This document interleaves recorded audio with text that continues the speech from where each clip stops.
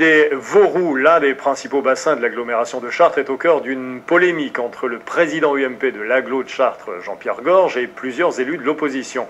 Fermée par le maire de Chartres le 1er décembre 2005 pour des raisons de sécurité, la piscine des Vauroux n'a jamais réouvert. Le financement des travaux de réfection crée une sérieuse bataille politique. Les explications de Noël Vaillé et Hervé Guiraudou. Rétrocédée à Lucé et à Mainvilliers au terme d'une longue bataille politique, la piscine des Vauroux est aujourd'hui toujours fermée. Pour la rouvrir, d'importants travaux sont nécessaires.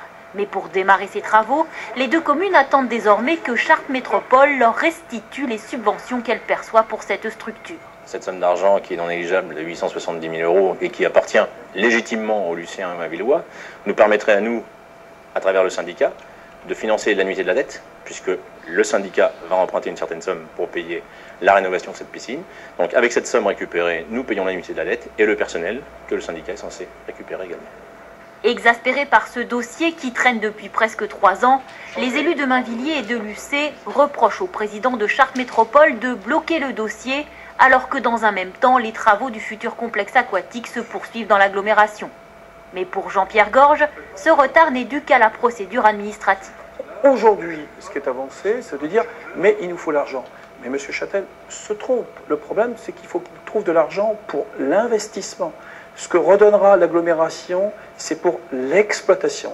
Et s'il n'y a pas exploitation, M. Châtel aura du mal à expliquer qu'il faut transférer de l'argent pour des transferts de charges, parce qu'il n'aura pas transféré de charges.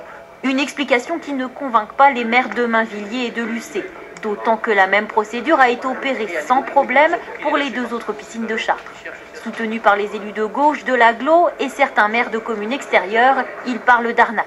Il s'agit bien d'une arnaque parce que, en fait, c'est complètement moral que nous demandions que ce retour se fasse et c'est complètement malhonnête de ne pas accepter de le redonner. De toute façon, le président ne souhaite pas qu'un deuxième pôle existe sur l'agglomération.